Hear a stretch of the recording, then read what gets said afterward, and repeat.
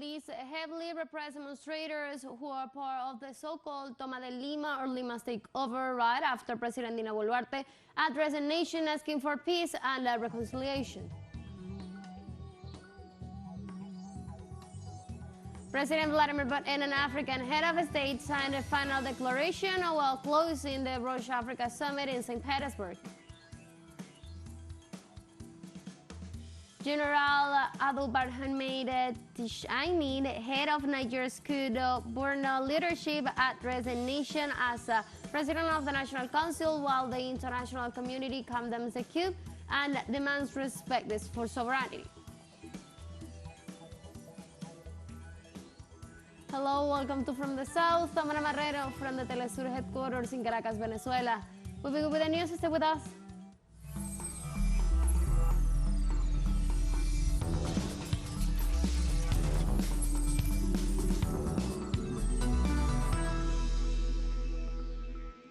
Since early Friday morning, July the 28th, the Venezuelan peoples remember the legacy left by the maximum leader of the Venezuelan Revolution, Hugo Chavez, and commemorating the 69th anniversary of his birth.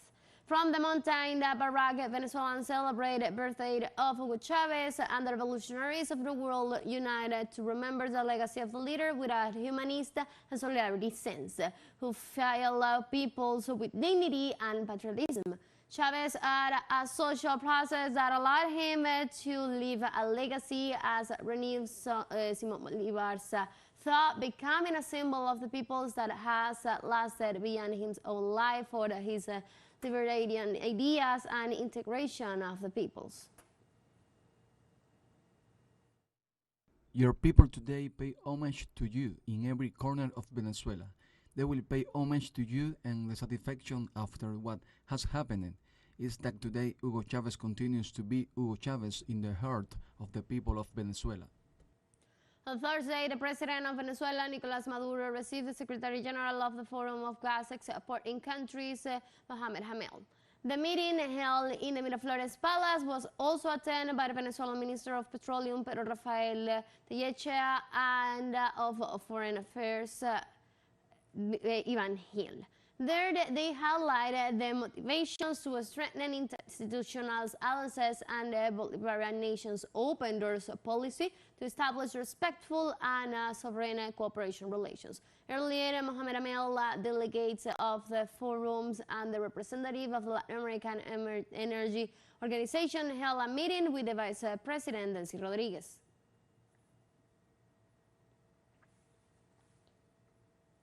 The Ayotzinapa case continues to be a state issue for the Mexican government, according to Alejandro Encinas, president of the Truth Commission. The government approved the sixth report of the interdisciplinary group of experts that has issued a series of recommendations relating to aspects such as exhaustive investigation, unification and search, which will be addressed by the Special Organization and Litigation Unit of the Ayotzinapa case. The group joined as a collaborating party to the investigation. Among the achievements of the body's investigative work are the arrest of former Attorney General Jesus Amarillo Caram and the arrest of military personnel involved with the Ayotzinapa case.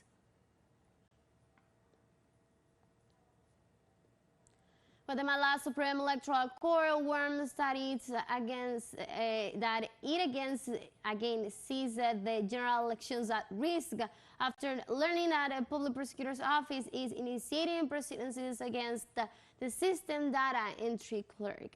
The Special Prosecutor's Office against Impunity has requested a highest electoral body to provide them with the names of the data entry clerks hired from the electoral process 2023. Prosecutor Leonor Morales Lasso has established a term of 5 days for the data to be submitted, which she said will facilitate the proceedings and strengthen the process for the corruption case of the said movement.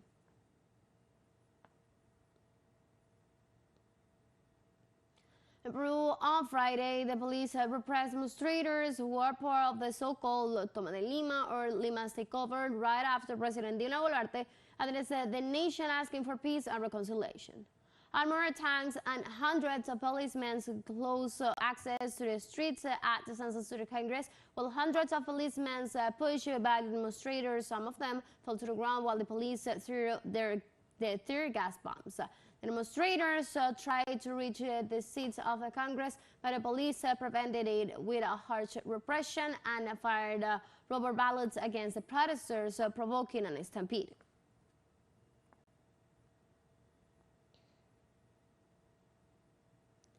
In Brazil, farmers complain of difficulties in accessing financing in the climbing. High interest rates are limiting their ability to produce food. Raising production costs are limiting small farmers' ability to invest, while consumers are becoming more demanding about the type and origin of agricultural products. The high interest rate demanded by the banks might lead farmers to focus more on crops yield and marketing than on long-term food security.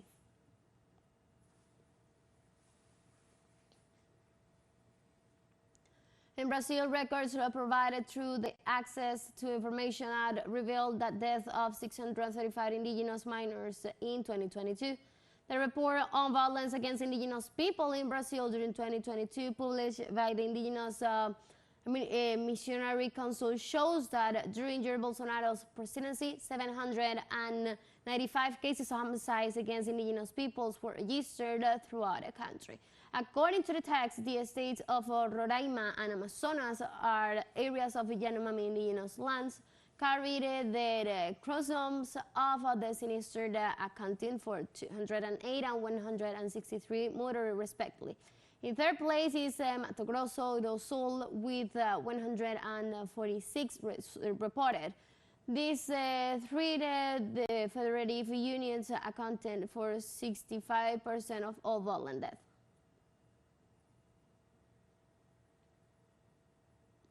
On Friday, human rights organizations, Grandmothers of Plaza de Mayo, announced that they found another lost grandchild victims of the dictatorship.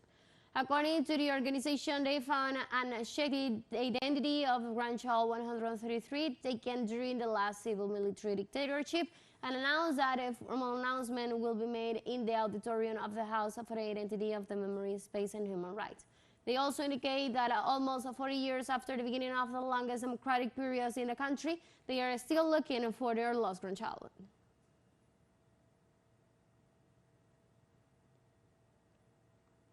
Former U.S. President Donald Trump is facing new allegations involving him and his aides, asking a staffer to erase images from cameras at his Florida estate in an effort to obstruct investigations into classified documents. The indictments were made on Thursday in a grand jury update that adds new charges against Trump and another defendant to the case. Associated Press reported Eric Tucker said the additional charges of obstruction and intentional withholding of the National Defense Information tip this scale of justice threat new indictments.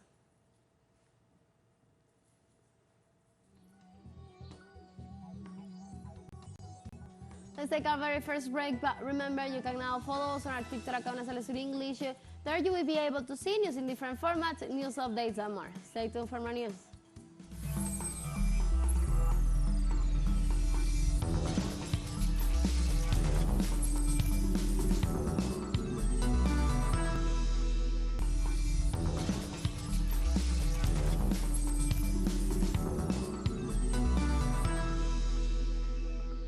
Welcome back to From the South.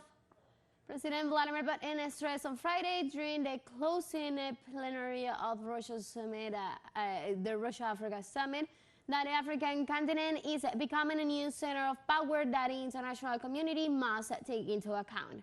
The Russian head of state stressed that Africa's political and economic role on the international stage has been growing exponentially. The president assured that the world will have to face this reality in a objective manner. But it stressed that the African Peace Initiative on Ukraine is an indicator of a greater role of the continent.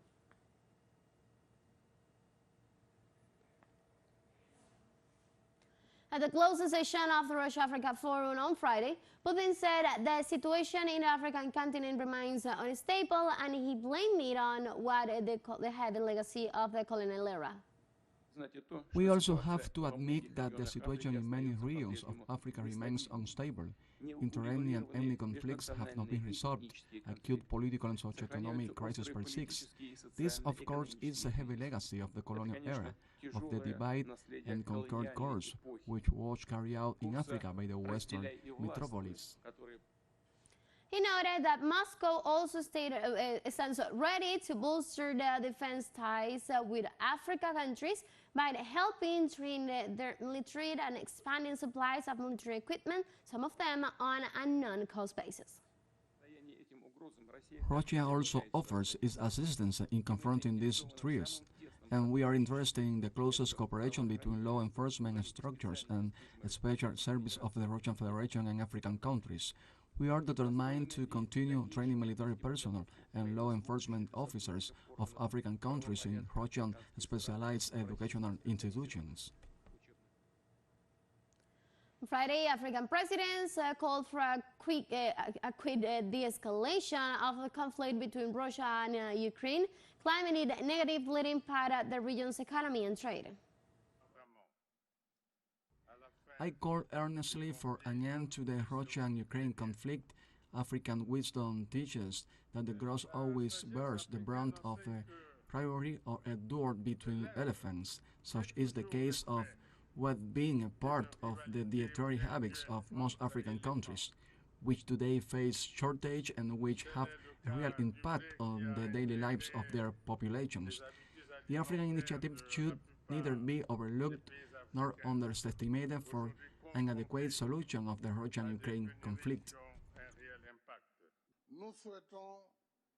We wish, Mr. President, for the escalation of the Russian-Ukraine conflict to help it calm down and restore free trade of grain and fertilizers. That's been my speech since the first day of the Russian-Ukraine conflict, because Africa produces grain.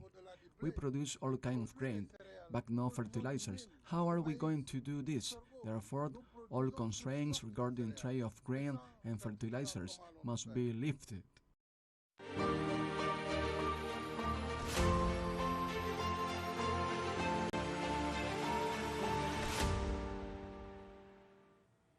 On Friday morning, Russia's defense ministry has confirmed that it foiled a new Ukrainian drone attack attempt on its capital, Moscow.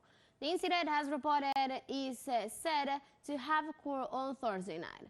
The aircraft was heading for facilities in the capital's province when it was destroyed by air defense assets. The mayor of the capital also referred to the news aggressions, confirming that there was no damage of any kind, neither human nor material.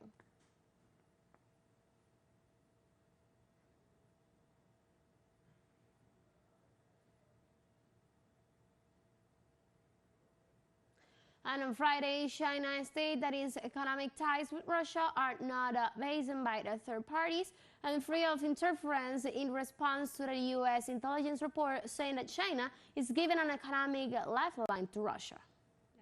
China has always conducted normal economic and trade cooperation with all countries around the world, including Russia, on the basis of equality and mutual benefit. We have consistently opposed unilateral sanctions and long-arm jurisdictions that are not based on international law or approved by the UN Security Council. China-Russia cooperation is neither at the third parties nor subject to interference and coercion from third parties. Let's take our last break, but before we invite you to visit our YouTube channel at teleSUR English, where you'll be able to watch our interviews, top stories, special classes, and more. Hit the subscribe button and active the notification bell to stay up to date on the world's most recent events. We'll find out your break, don't go away.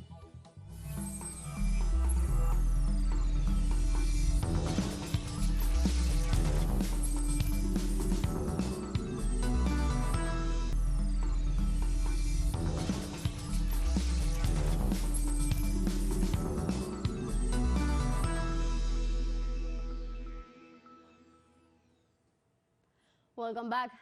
Niger's Interior Ministry has banned all public demonstrations following a coup d'etat carried out by a group of military officers who now have the support of the army. The ministerial office recalled that the state maintains a monopoly on violence and reproaches alleged riots committed by people demonstrating support for those holding the President Mohamed Bazoum. It states that it has introduced police forces and other security groups of whom it does not give details to arrest those who carried out riots, acts of vandalism, or public demonstration of any nature.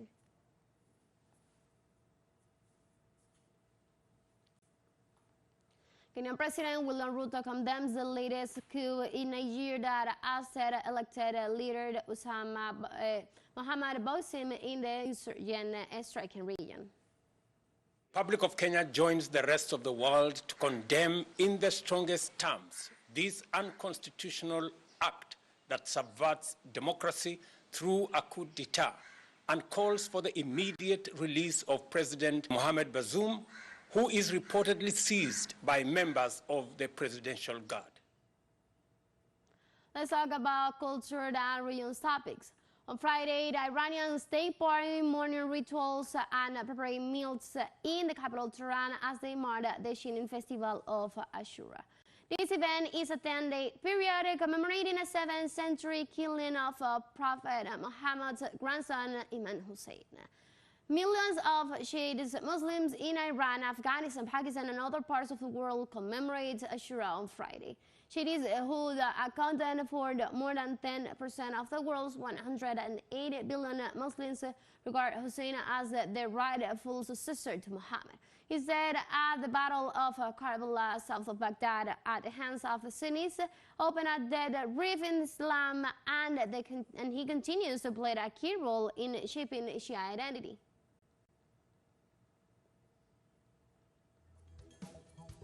We have come to the end of this news brief, but you can find this and many other stories on our website at telesurenglish.net. You can also join us on our socials. We're on Facebook and on Twitter and on Instagram as well for Telesur English from the South. I'm Marrero. Thank you for watching.